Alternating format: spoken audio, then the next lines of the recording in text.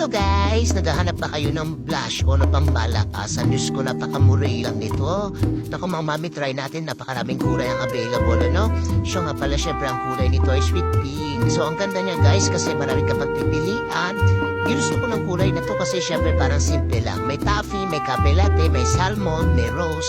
No? So soft creamy blush to guys. Makikita nyo sa yellow basket ko, okay?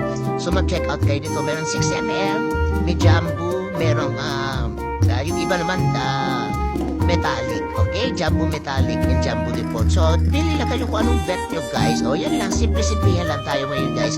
Pang-aura lang, no? Pang-ano-ano lang. Pamalengke. Okay? So, check out kayo, guys. Wala pa 100 to. Promise. Check out na. Ang cute niya, oh. O, diba? Pak na pak lang. Bagay lang sa, simple na pang-aurahan. Okay? Check out na. Tapos, ito. Ganito siya kaliit. Ayan. Super cute lang ng kanyang super cute lang ng kanyang lalagyan, no? Natural lang siya.